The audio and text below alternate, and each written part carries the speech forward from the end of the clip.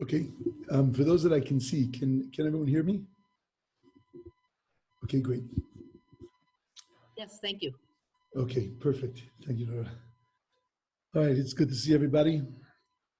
And it's good to see even those that I can't see. But tonight, we want to talk about the Seder. We want to talk about Pesach. We want to talk about the special challenge that is ours this year. And the way just some ideas, and in mind, there's a million rabbis with a million ideas, and there are many, many, many ways to, as we say, many ways to skin the cat, many, many different perspectives that can be given. I want to share my perspective and some of the things that I think that are necessary this year to face the challenge, to rise to the challenge, and to make this Pesach a Pesach that will be an unforgettable experience. For many of us, Pesach is going to be alone. It means that it's going to be alone one person in a Seder. It's going to be alone a couple, two of us at a Seder. Many of us, it'll be just our nuclear family. Our other relatives are not going to be there. Every single person that I'm looking at here has stories of the beauties of their Seder and memories of Seders of the past. Houses filled, 30 people, 40 people. For us this year, besides that it's a smaller Seder, we're also going to be keeping only one day Yontif, and just the whole shift and change has been so incredibly dramatic. Like when you go to buy romaine lettuce, we used to buy half a farm of romaine lettuce to be able to have enough for everybody at the Seder for 2 Sedarim. Now we're talking about 4 adults and for 1 Seder. 2 heads of lettuce is going to be more than enough.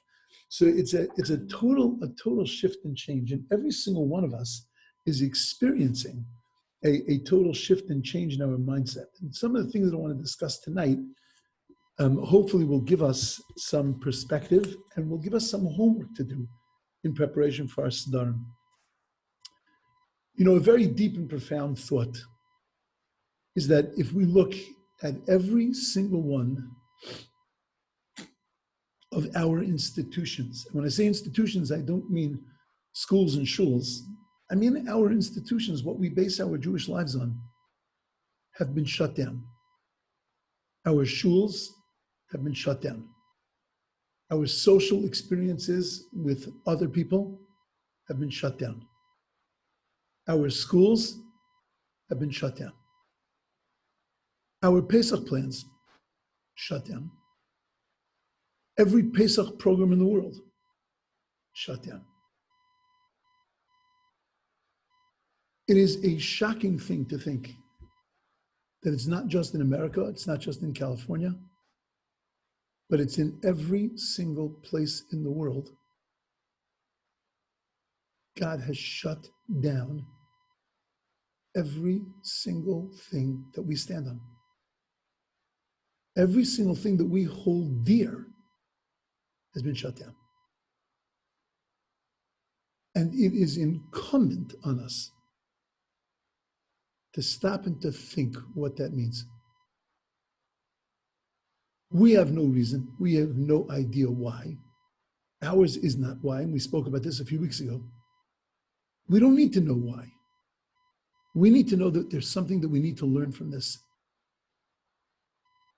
And that maybe what God is saying to us, one of the things that we need to learn is that we need to press reset on our Jewish lives as individuals and on our Jewish lives as a community.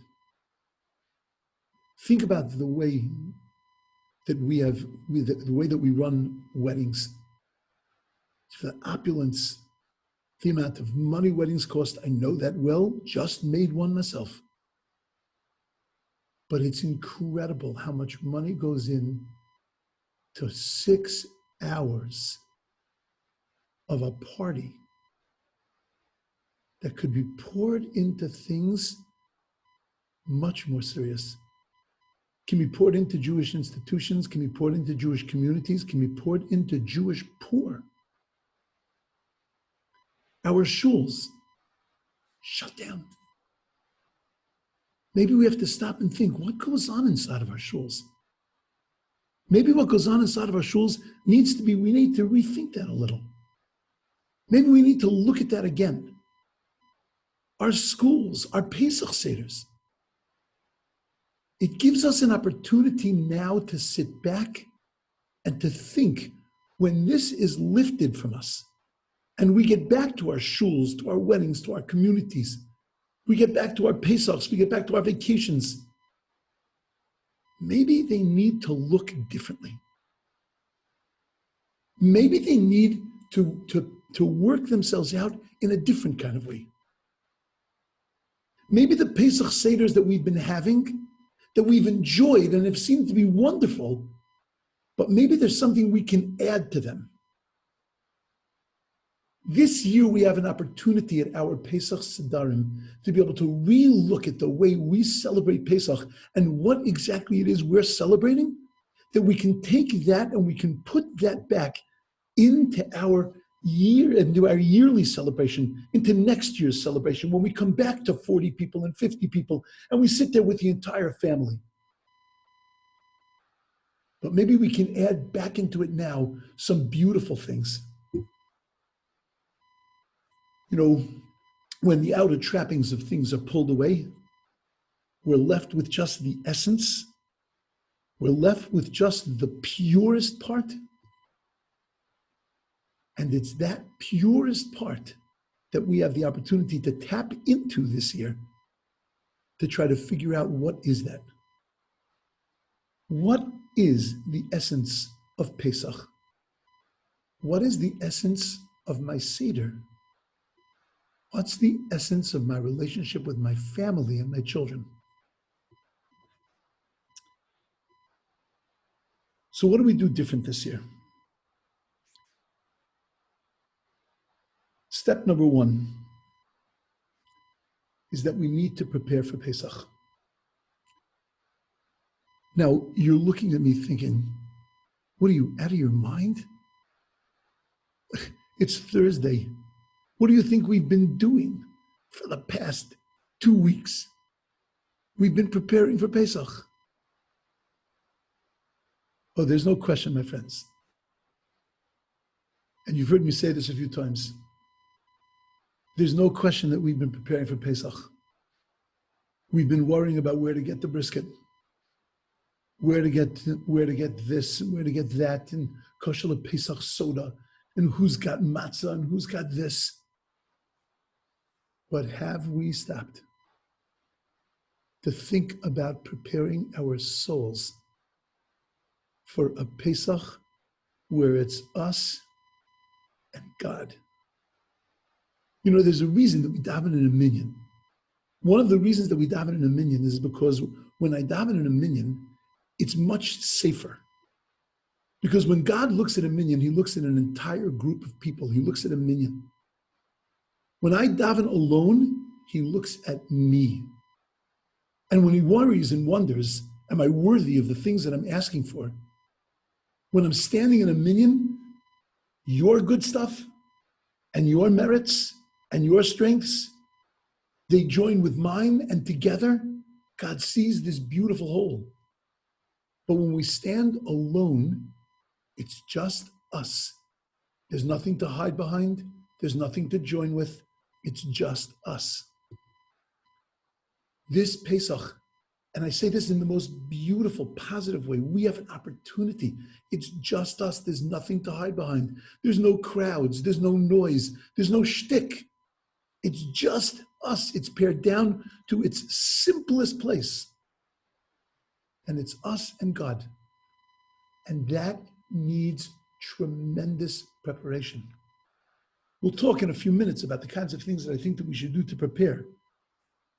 But maybe we need, for the next couple of days, not to worry so much about the material things, not to worry so much about the accoutrements. It'll fall into place. We'll get the brisket, we'll get the chicken. It'll all fall into place, all of that stuff. But the spiritual stuff, that's not going to fall into place. That requires us to do preparation.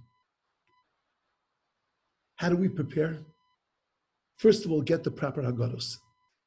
Those of you that are in La Jolla, if you need Haggadahs, if you get into the shul, there is a whole shelf of Haggadahs with commentaries.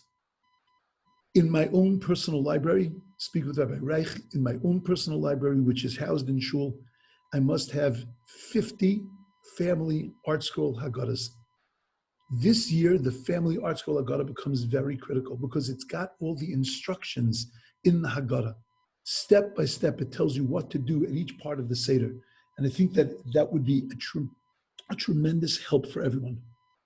Get a Haggadah with commentaries so that as you go through the Seder, you have a question. It's right there. You can look at something and find basic things. Do homework.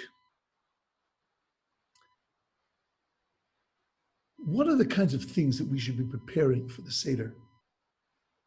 So we know that the Seder is based on questions and answers. It's all about asking questions. Imagine husband and wife are sitting together at the Pesach Seder. And as I'm looking at the screen, I'm seeing husbands and wives that I know are going to be sitting, just the two of them at the Seder, maybe one or two children. But that's what their Seder is going to be. Their Seder is going to be the two of them. So I'll tell you an amazing thing to do. 2 people, 4 people, everybody write down on a little card. Write down some questions. Put them in a jar. And then at different points in the Seder, you have to pick out a question. You pick out somebody else's question. You raise the question and then discuss that. Use that as a point of discussion. Many people think that what you have to do at the Seder is to say the Haggadah, which you do. But that the Haggadah is only a jumping off point to get something from the Seder, to think, to accomplish certain things. I'll give you some suggestions of questions that you can write down that would be great things to discuss at the Seder. What are 10 plagues that Jews suffer from today? So the first one is a no-brainer. Thank you very much, Corona. But once you get past that, think about 9 other things that we Jews as a community, we Jews in the world we live in, that we suffer from, that we're plagued with. Second question, tonight's all about freedom. What is freedom? Third question, when we say in the Haggadah that we have to see ourselves ki'ilu yatzim miMitzrayim, as if we left Egypt, what exactly does that mean? What does Dayenu mean? Dayenu is one of my favorite songs because it doesn't make any sense. Ilu hotzianu miMitzrayim, if you would have taken us out of Egypt and you wouldn't have given us the Torah, you wouldn't have brought us into the land of Israel, that would have been enough? No, it wouldn't have been enough. We're Orthodox Jews. It wouldn't have been enough. We don't believe just coming out of Egypt would have been enough. Thank God he wouldn't give me a Torah. That's not what we believe. So then why do we sing that? Even if you would have taken me out of Egypt, Dayenu, that would have been enough. What do you mean that was enough? It's not enough. I'm not giving you the answer now, but it's a great point of discussion in the Seder.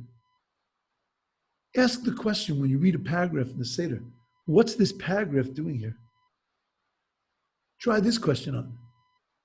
Who's the 5th son? There are 4 of them in the book, but it can't just be 4. Who's number 5?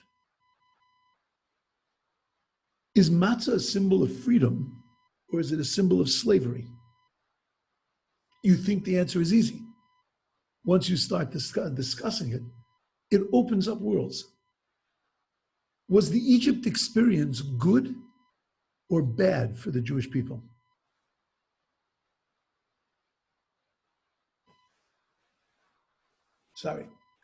Was the Egypt experience good or bad for the people? Who is a modern pharaoh? Great point of discussion. I'd rather be Moses or Aaron, and why?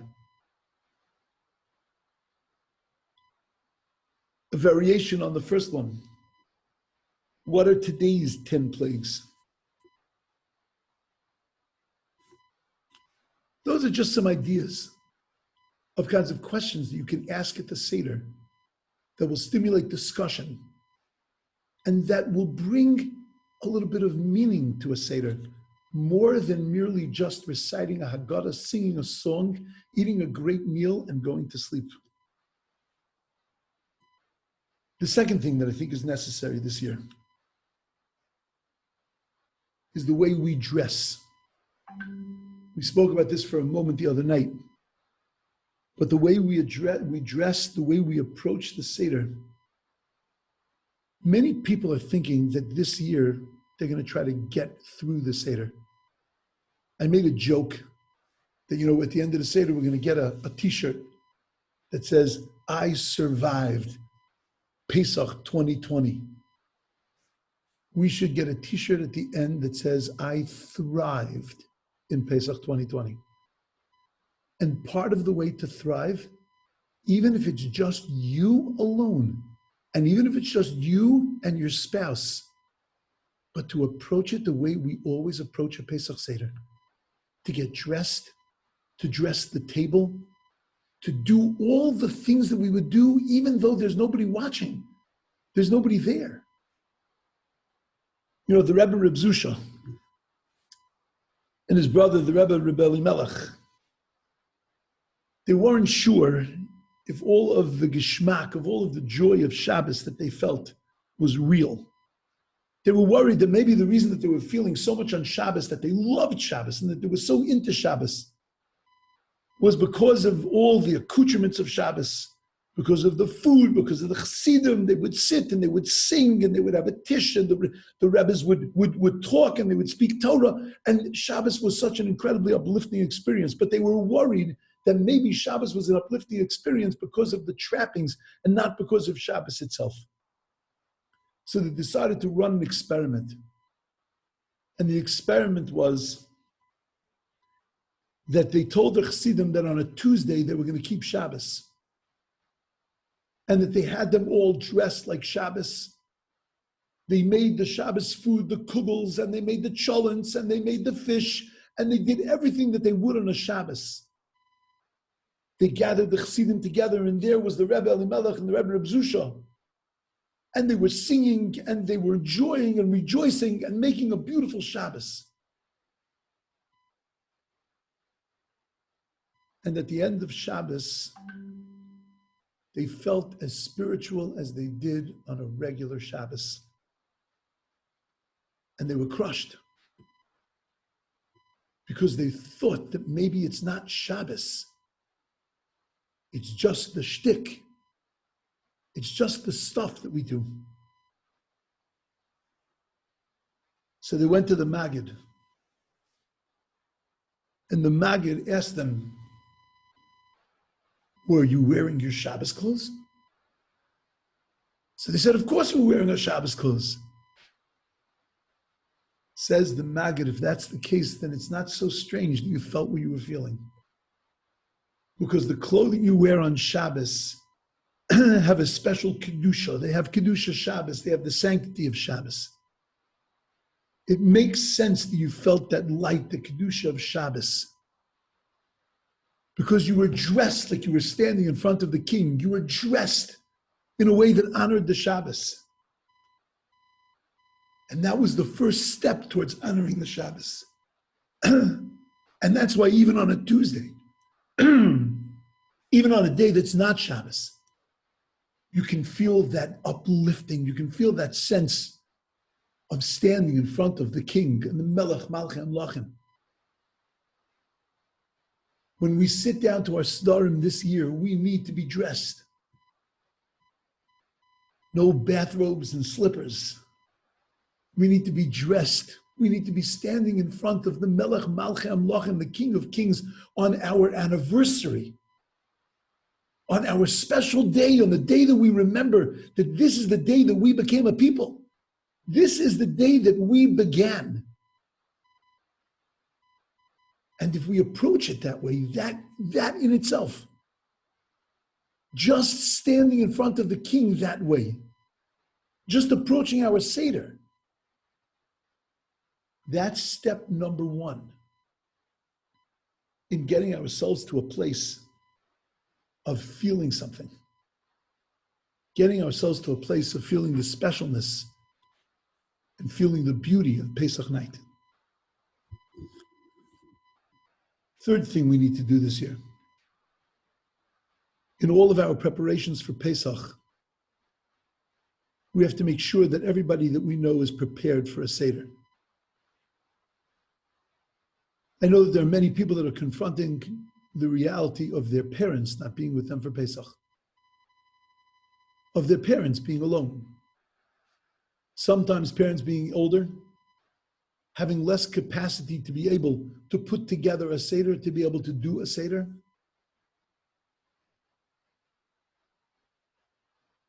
For many, we're worried ourselves.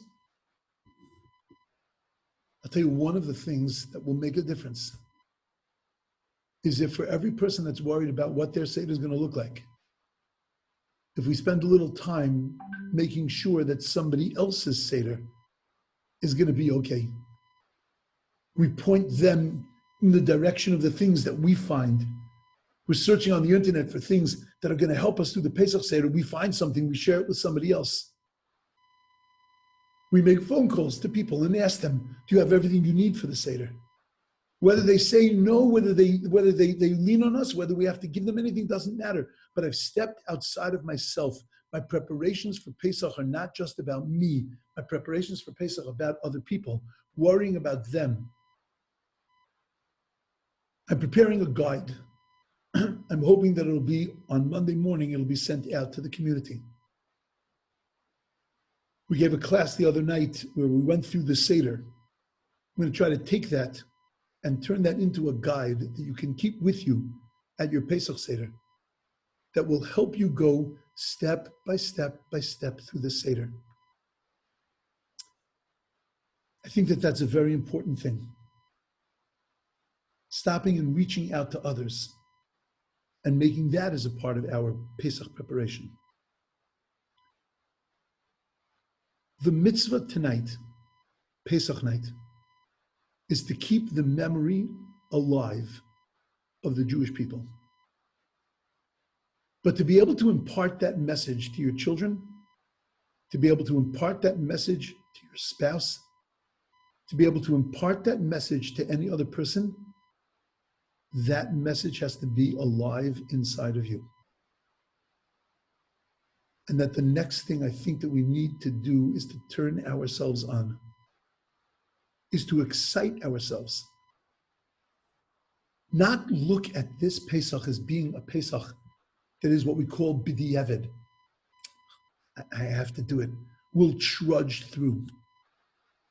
But to feel that sense of opportunity. You know, there used to be a statement that people would make. Schwer zu sein Yid, it's hard to be Jewish. And there was a generation that lived by that. Is schwer zu sein Yid, it's hard to be Jewish. And that sentence destroyed an entire generation of Jews. Because an entire generation of Jewish children looked at it and said that if it's schwer zu sein Yid, that if it's hard to be Jewish, thank you very much, I don't need this. I don't need this difficulty in my life. I don't need this harshness in my life. I don't need this pain in my life. If Judaism, if Shabbos, if Kashrus is such a pain, it's so difficult, then why are you doing it? Just get rid of it. You know, we sit at the Pesach Seder and we talk about the four sons. We talk about the wise son. We talk about the wicked son. And we wonder that, wait a second, what's the opposite of a wise son? A stupid son. Not a wicked son. Why is it wise and wicked are the two bookends? Because the wicked son is the child, represents the part of us that doesn't want to be burdened, that doesn't want to take the responsibility, that doesn't want to have to put in the energy. The wise son doesn't know a thing. Look at the wise son's question. It's exactly the same as the wicked son's question. What are these laws? What's this whole thing about? But the wise son asks it because he's searching, he's hunting, he wants to grow. The wicked son is asking because he wants to separate himself. He says, Ma avoida, what is this avoida? What is this work, this burden that you're carrying? Because all he hears is it shver zu sein ayid. It's hard to be Jewish.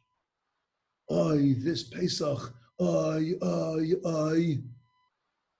And if you don't think that ay, that kvetch and that krechts that we're making about Pesach coming, that it's not audible and that it's not something that our children are listening to and are hearing loud and clear, we need to rethink that. If we want Pesach to be beautiful, then the days before Pesach have to be beautiful. Then our approach to it has to be beautiful. You know, I once saw a video, I think I might have even played it one year on Purim. There was a woman dressed, it looked like in a prison costume, you know, in a prison getup. And you see a glass, and she's by the glass, and you see her daughter, and the two of them have on this tearful, emotional face. And the girl puts her hands on the glass, and the mom puts her hands on the glass, on either sides of the glass, and it looks like you're in a prison visiting room. And the two of them are able only to touch the glass and their hands on the glass. And she says, Mommy. And the mother says, I'm sorry, darling, but I have to go back. And then the camera pans out. And you see the mother is standing in the tub, scrubbing the tub for Pesach. And it's as if she was in prison. And that's the look, that's the thing that you get. That's the way, unfortunately, we approach Pesach this year times 1,000. Because there's all the emotional stuff that's going on this year, the separation stuff that's going on, the shift in the change of what our Sederim are going to look like that's going on. We've got to grow past that. We've got to look at it and say, this is an opportunity. And I will explain in a few minutes what the opportunity is. But this is an incredible opportunity. It's not schwer zu sein a Yid. It's so wonderful to be a Jew. And it's wonderful to be a Jew in a situation like this. Because now I get to break away all the shtick and just to look at the essence.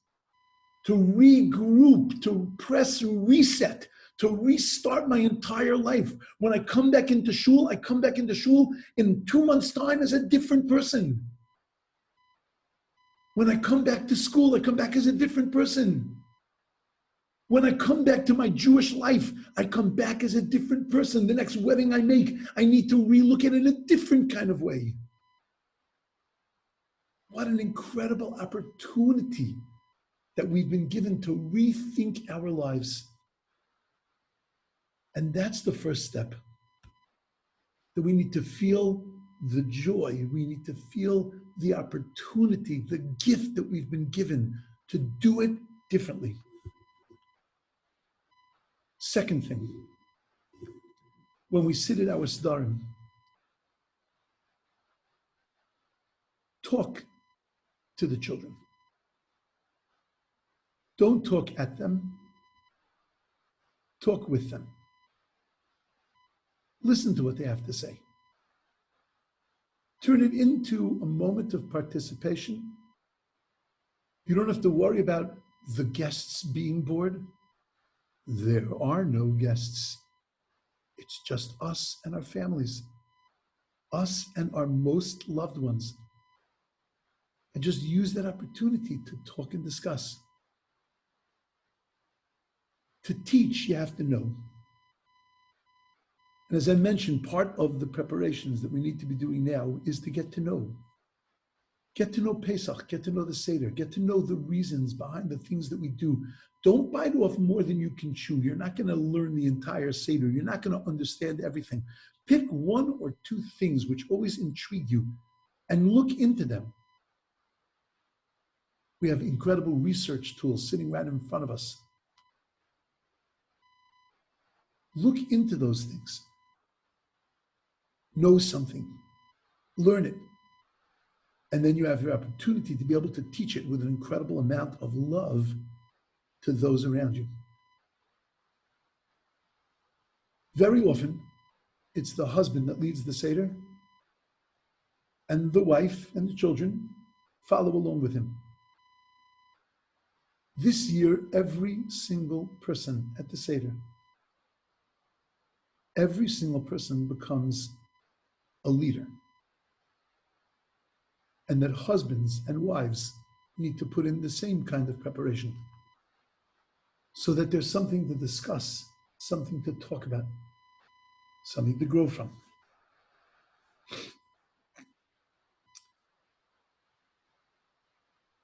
Don't be afraid to leave the text of the Haggadah.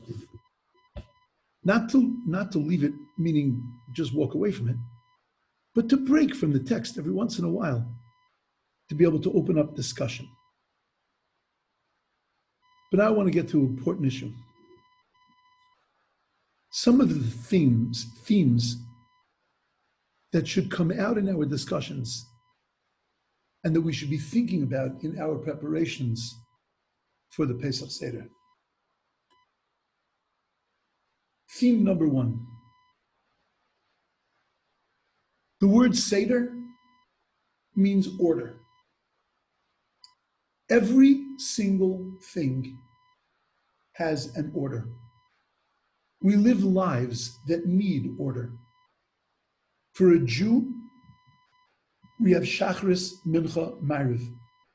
We have weekdays, we have Shabbos. We live our lives in a rhythm. We live our lives in Seder, in an order. It's an incredible thing that the thing that celebrates Pesach and its miracles is called Seder. Because miracles, the 10 plagues, they betrayed all the rules of order and nature in the world.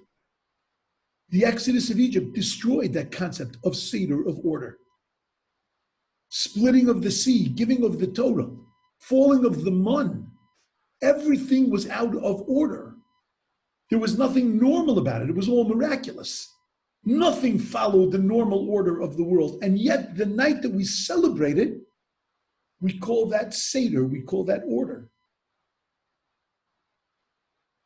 Because when we talk about miracles, we become aware of God. And when we become aware of God, we become aware of the fact that God runs the world. And that's the true Seder. That even when things are upside down, even when things look crazy, when blood turns, when water turns to blood, when sand turns to lice, when sand turns to frogs, even when everything is just completely out of the normal, out of order, when bread falls from heaven, when seas split, yet we recognize that, you know what? Even when the world is so crazy and the world is so out of order, behind it all is ultimately God. And we realize that everything that occurs is in the exact order that God wants it to be in. You know, the matzahs are round. Roundness is a symbol that life goes on. It's a symbol that there's an order, there's a Seder to this world. That galgal choser, that it goes around, what comes around goes around, what's up is down, what's down is up, and it just keeps following in a pattern. And then at the Seder, we take the middle matzah and we break that matzah in two. And by breaking that matzah, it reminds us that even when things seem to be running on a Seder, on an order, even when our lives seem to be in a pattern, we're on a wheel, we're just moving, we go from thing to thing to thing, and everything seems to be normal and natural. We break that middle matzah and we're reminded we're reminded that God runs the world. We're reminded that it's not just natural. Things don't just happen. But that, you know what? Behind all of this, behind everything that goes on, there's the Yad Hashem, the hand of God. We have 3 matzahs on Pesach. The Rambam teaches us that one of the fundamental beliefs that a Jew has to have is Animanin be'emunah shleim, I believe with a firm belief. Sha'bayri yisbarach shemayu boreu manig l'chol abruim, that God runs the world. V'hu levado, and He alone, asa, He made, oseh, He makes, v'yaseh, and He will make in the future, l'chol amasim. One of the fundamental beliefs that a Jew has to have is that God is the God of the past, the God of the present, and God of the future. That He made the world, He continues to make the world, and He will continue in the future to make the world. We break the middle matzah to remind us that what's happening now is not the natural flow of things, but it's the God of Hashgacha, it's the God that runs the world. It's easy to see God in the past. It's easy to believe about God in the future, but it's much more difficult to see God now in the present. And that's why we break the middle matzah. We break the matzah of now. Our matzahs have been broken. God did yachatz on the world. He stopped the natural order of things. He sent us into our homes. He disrupted everything so that we could realize, look at how awesome God is. Look at who ultimately controls everything. We had a hard time sometimes believing that something that we can't see could be so powerful. Corona taught us that some little virus that you can't see can bring an entire world to its knees. The first theme that needs to run through our Seder is that the Borei Olam, the creator of the world, runs this world. And with His power and with His might, everything happens. It's not just about the past, and it's not just about the future, but that I see Him in my life now, here, this minute. One of the things I need to work on at the Pesach Seder, and when I say work on, it takes 5 minutes. It takes a few words. It takes a question. It takes sharing a feeling, but of bringing God into my Seder. That tonight, Pesach night, is the night that we remember that God took the Jews out of Egypt. That God took us as His nation. That God created the Jewish people. And that how incredible it is that we live in the shadow of God and of His love and of His care and of His concern for His world. And that's one of the important themes, Seder. There is an order to our lives. There is an order to the chaos that we live in. And that order is God. Second theme. You're going to get to Magadh. We're going to start with Aramaic. Holachma anya, holachma anya. Beautiful. Everybody loves the little song. We take the middle matzah, we lift up the broken piece of matzah, and we say, holachma anya. This is the bread of affliction that our forefathers ate in Egypt. But you know, that translation is not a perfect translation. We say, holachma anya. This is the bread of anya. Anya is the word oni, poor, poverty. But tonight is not the night where we talk about impoverished Jews. Tonight is the night that we talk about Jews that were enslaved. Why do we say hal lachma avda? This is the bread of the slaves. Why are we calling it this is the bread of the anya, the bread of the poor people? And why are we starting the Haggadah in Aramaic? Hebrew is bad enough. What do I need to now shift into Aramaic? No, I don't understand Hebrew. I'm certainly not going to understand Aramaic. Why is that the beginning of the Seder? Hol lachma anya? Why are we talking in Aramaic? So I'm going to tell you a beautiful thing. When it introduces, the Torah introduces Rivka to us. Rivka, who was the wife of Yitzchak, one of the mothers of the Jewish people. It says that she was the daughter of Betuel from the Aramean, who she was the brother of an Aramean. She was from Arami, she was from the Aramean lands. 3 times in one verse, it mentions the fact that she was from Aramea, she was from the Arami. Aramaic, she was from that region, that area. Well, who cares? Why does the Torah have to tell me that 3 times? Why is that necessary? We know that the word Aramean is the same word in Hebrew as an Arami, as Aram, as something that is someone who's a trickster, somebody who's a Shyster, somebody who manipulates other people. So what they're telling us is, it would seem that she was from a family of Shysters, from a land of Shysters. She grew up with all of this trickery and all this dishonesty and all this manipulation and deceit, and yet she became Rivka. She became this incredible person. But I don't think that that's what the Torah is telling us.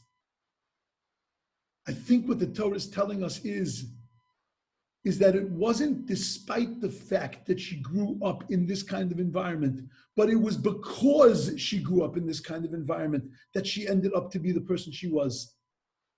Because what is a manipulator? If you want to manipulate another person, you have to understand who they are.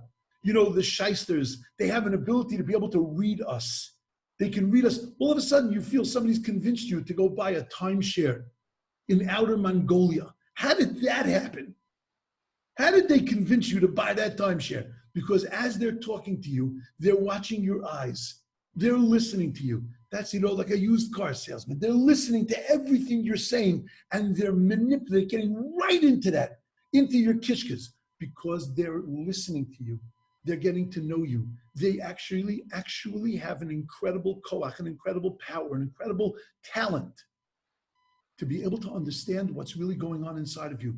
And they do that quickly, and they use that to destroy you. Rivka wasn't Aramean. She had exactly that same quality. But the difference was, instead of using it to manipulate people and to control people, she used it to help people. She used it to give to people. She used it to understand what was going on with a person, to know that they were missing something. They tell over a Maisa with the Brisker Rav that a person once came to him and said to him, Rebbe, can I make Daled Kosos? Can I drink the 4 cups? I don't have wine. Can I drink them on milk? Can I use milk for the 4 cups of wine? When the Brisker Rav heard this, he started to cry. He grabbed money and he gave the guy a wad of money. The guy said, Rebbe, all I did was I came to ask you a question. Can I make Daled Kosos on 4 cups of milk? What did you give me so much money for? He says, because I know that you don't have enough money to buy meat for Pesach. How do I know that? Because if you asked me if you could do the 4 cups of wine on milk, well, the first 2 cups come before you eat. You're not fleishiks yet. But the second 2 cups come after the meal. If you think that you could drink milk, that means that you're not planning on eating meat for your meal because you can't afford it. That's called listening to another person.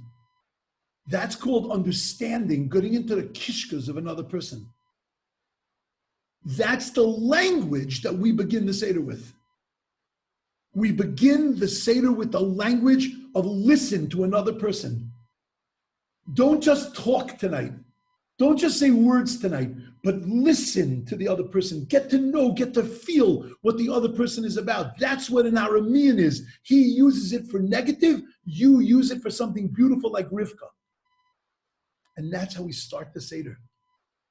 Do you know what the word Magadh means? Magadh means to tell over, lahagid. Our rabbis tell us, you know what the word Magadh means? La'aged, to tie together, to join together, to bond together. That's what's meant to happen at the Seder. I bond with my kids, I bond with my wife, I bond with myself, I bond with my history, I bond with my God, I bond with my people.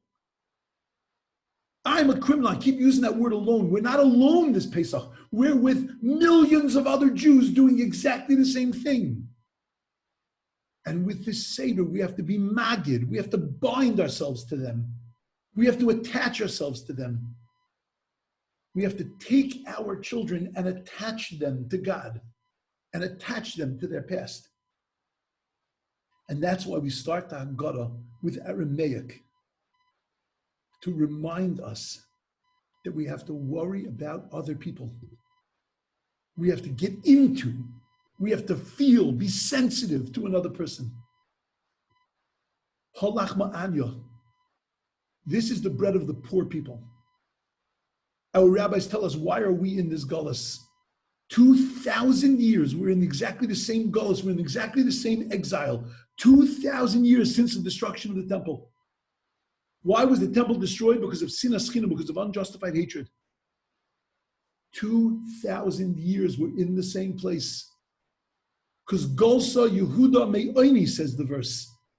The Jews were sent into exile because of the poor, because of the way we treated the impoverished, because of the way we treated the poor people, because we weren't sensitive to what people were going through. For 2,000 years, we've been in exactly the same place. This year is no different. We're in the same place. But we have an opportunity to turn our sensitivity up. We have the opportunity to be able to be sensitive times 10. We have an opportunity to be able to be sensitive. That's how we begin the Seder.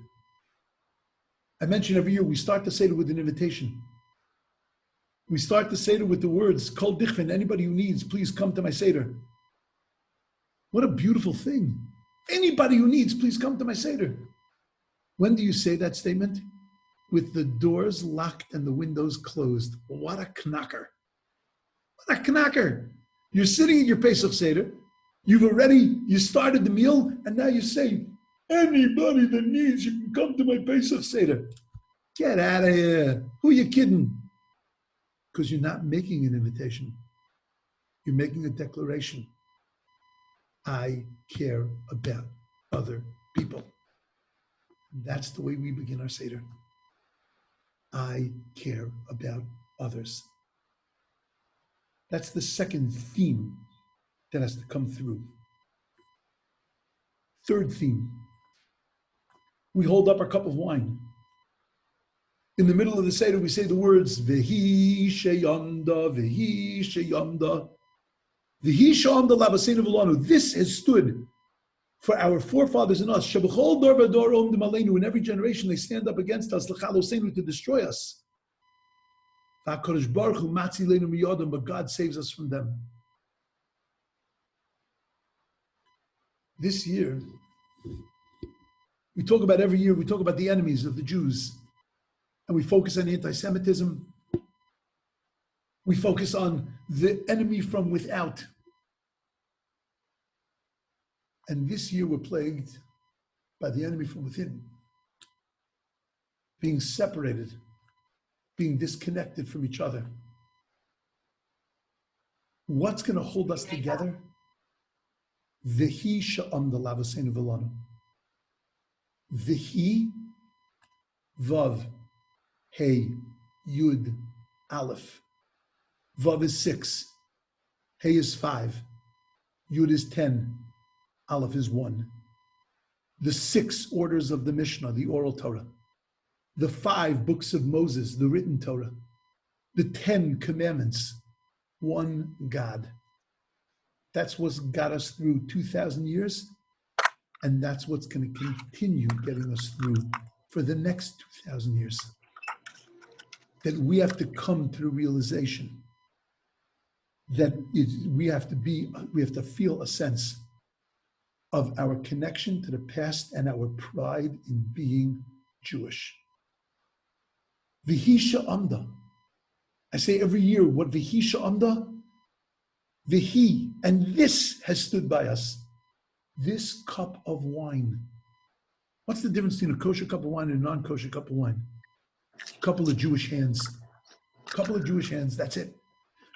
Kosher wine is made by Jews. And therefore, that's the thing that has stood by us, that separation between us and the world, that pride that we have in who we are and of what we stand for. That's what's kept us alive for 2,000 years. And that's what we have to renew tonight. At that point in the Seder, turn to the people around your Seder and ask them, why are you proud to be a Jew? And if you get somebody at your Seder to think, if you stop and think, why am I proud to be a Jew? You have accomplished what needs to be accomplished at the Pesach Seder. Fourth thing. We don't all have Haggadahs in front of us. Just write this down. Keep this in your mind. Find it in your Haggadah. When we talk in the 4 verses, when we talk in the section of where we talk about what happened in Egypt, we say the verse, V'nitzak. We cry out to God. Rabbi say, I am making a suggestion that at that point in your Seder, stop and cry. V'nitzak. Call out to the Ribbon Shlalem. Use that moment to pray for ourselves, to pray for our families, to pray for the Jews around the world that are dying at an incredible rate. We are watching people the world over. The world needs, God needs our tefillas because we need to pray. We need to understand where all of that comes from, what the source of all of that is. We're standing in the Holy of Holies with us and God. At that moment, just stop and say, this is what our forefathers did in Egypt. They prayed to Tata in Himmel. They prayed to our Father in heaven. And let's take that opportunity. God, heal the sick. Heal the broken. Heal the sad. Heal those that are suffering.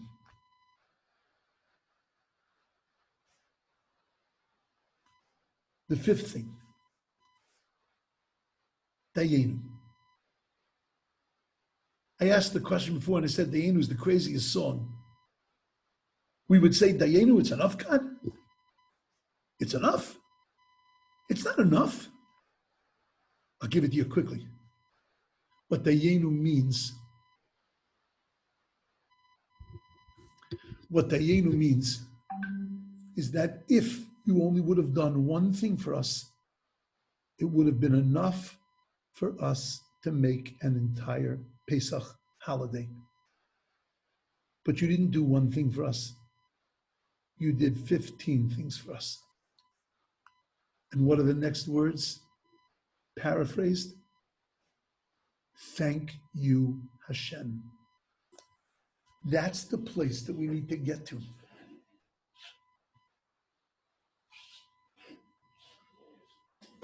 Thank you, Hashem. We got to wear it on our hats. We got to say it in our words. We got to live it in our lives. We need to come to that place of gratitude, of Hakaras HaTov. Thank you, Hashem. Thank you for my mom. Thank you for my dad. Thank you for my brother. Thank you for my sister. Thank you for everything in this world. Thank you for a Pesach like this, where I get to think about what really is important to me, where I get to think about who is really important to me, where I get to think about what is really important to me. Thank you, Hashem. And that's the theme that needs to weave itself through our entire Seder. Stop here. After the Dayenu, look at your crowd and ask them a simple question. What are you thankful for? What do you say? Thank you, Hashem.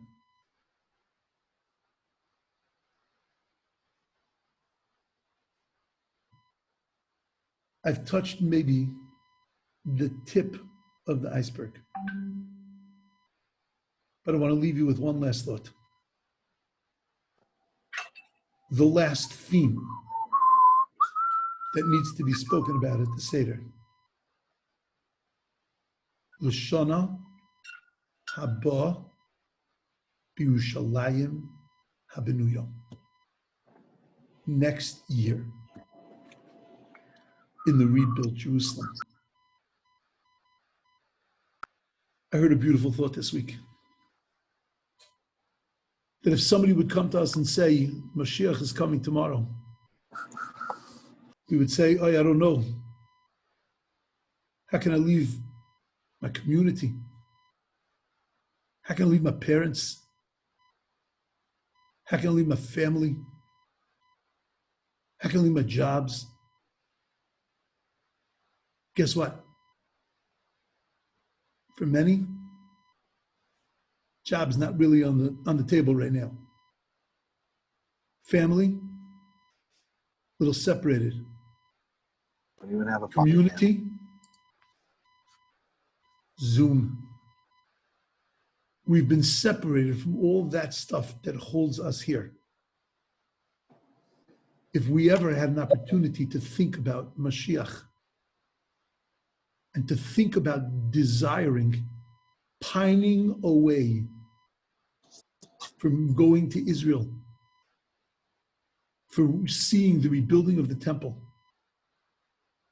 of seeing a reunification of the Jewish people in the land of Israel. It's an easy time for us to visualize that now. Take a moment at your Seder and ask yourselves the question, do we really feel that sense and desire that we want Mashiach to come? Do we wait and pine for moving to the land of Israel, for living in the land of Israel, for returning to the temple? Does L'shana haba b'Yerushalayim mean to us next year a good falafel? Or L'shana haba b'Yerushalayim means next year with a total change in the Jewish people. Next year, we shouldn't have to celebrate Pesach with our families here, but we should be able to celebrate with our families in Jerusalem, in the temple courtyard, eating on the Korban Pesach, the Paschal Lamb, celebrating it the way it's meant to be. L'shana haba b'Yerushalayim. This year takes on brand new meaning. And one of the things we need to do with our Sedarim is to try to figure out what that means to us. To try to figure out what that means in our lives. And to walk away from the Seder with a real sense of I pine away and hope and pray. L'shana haba b'Yerushalayim habenuya. Next year, we should see the end of suffering. We should see the end of pain. We should see the end of sickness. We should see the end of our galus, of our exile. And we should be reunited in Jerusalem. Every one of us, with every other Jew, with our God, standing in the courtyard of the temple. B'mehira v'yameinu. Amen. Okay, just some thoughts, some things to kick around. You can communicate with me through Zoom or by text, email, WhatsApp. I've become a genius in all of this kind of thing. It's like amazing. And nothing that I ever expected would happen. But you can be in contact with me, and I'm happy to give specific advice, to be able to give a little bit of just talk out some of the ideas, give you some direction of places to go to, of Haggadahs to look at, of sites on the internet to be able to see, to be able to make the proper preparations for Pesach. In addition, I'm going to try, as I said, to send out this guide, and we're going to try to send out also some Torah thoughts that will that you can have with you at the Seder, in order to be able to read and to share at the Seder. But the most important thing, as I said at the Seder, the most important thing is to listen to each other, is to talk with each other, and to try to focus on what are we doing here tonight? What's the purpose of this whole thing? Which we don't have a chance to do in most years because there's too much going on. There are too many people that are trying to get out of there. There are too many people that are sitting, instead of looking at their Haggadahs, they're looking at their watches. There are too many people that are just doing everything else other than getting into the Seder. But you don't got any of that shtick this year. You just got you. And you have an opportunity to fly. And I just give a bracha to everybody that this should be the Pesach of Pesachs. This should be the most memorable Pesach, that when you sit down to your Seder next year, you wonder, why were you wishing for 2 years ago Seder? You wish that it could be just like last year's Seder. Okay, wish everyone a Chag Kosher v'Sameach, a happy and a healthy Pesach, a kosher Pesach, and that we should only have brachas, nachas, and beauty in our lives. Okay, thank you very much. Amen, Rabbi. Thank you, Rabbi. Thank you, Rabbi. Thank you. If I could reach through the computer and give a hug to every single person, I would. Feel my hug. We got it. Bye. Good Shabbos, Rabbi. Thank you, Shoshi. Good Shabbos. Good Shabbos. Shabbos, Shabbos. Hi, cuz. Shabbos. Shabbos. Good Shabbos. Thank you, Rabbi. Good Shabbos. Shabbos. Shabbos. Shabbos, everyone. Shabbos.